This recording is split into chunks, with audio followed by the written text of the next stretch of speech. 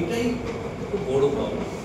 সরকার theatre zone আজকে যে আয়োজনটা করছে সকল এবং তার সহযোগিতা, তাদের এই আয়োজনের জন্য আন্তরিক অভিনন্দন, তাদেরকে স্যালুট জানাই আমি। এইটার জন্য তখনের সঙ্গে ইনফ্যাক্ট আমার পরিচয় বছর 6 আগে হলদিয়ায়, আমি তখন হলদিয়ায় করছি, তখন একটা নাটক দেখা শুরু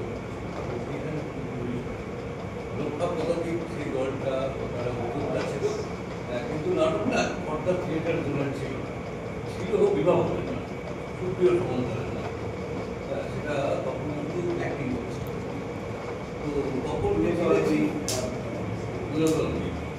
তপনকে চিনেছি আমি নাটকটা থেকে, তারপরে তপনের সঙ্গে আলাপ হয়েছে, কথা বলেছে, জেনেছি, সেই সুবাদে তপনের সঙ্গে পরিচয়। তারপরে তো পটল থিয়েটার জন্য বিষয় পরবর্তীকালে অনেকটাই জেনেছি, কারণ আমি তখন বুঝেছিলাম সম্ভব হচ্ছিল না, কলকাতায় আসার পর যোগাযোগ আরো বেড়েছে।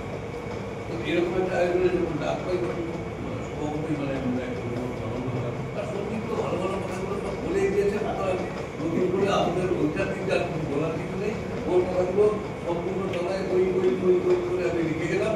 হ্যাঁ, ওর কথাগুলোই আর কি করছি না, কিন্তু যেটা বলবো সেটা হচ্ছে যে থিয়েটারটা এইভাবেই আমাদের মধ্যে সকলকে নিয়ে বেঁচে, এই সকলকে নিয়ে বসার যে রাস্তাটা আমরা খুঁজে নিয়েছি, বাইরের অন্য লোক যেন থিয়েটারের সঙ্গে সেভাবে সংযুক্ত নয়, তারা হয়তো অনেক সময় এগুলোকে পাগলামি ভাবে ঘরে ঢুকে করে মুখ টানানো ভাবে।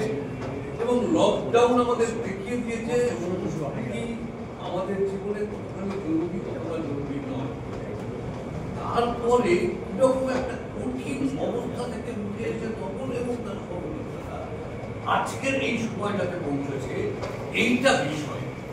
তারপরেও উঠে দাঁড়িয়ে এই যে থিয়েটারের সঙ্গে থাকা, এই থাকাটা বিষয়, এই থাকাটা যতদিন থাকবে ততদিন থিয়েটার থাকবে, আপনারা থাকবেন, আমরা সবাই থাকবো। কারণ থিয়েটার ছাড়া আমরা সত্যি আর কিছু পারি না।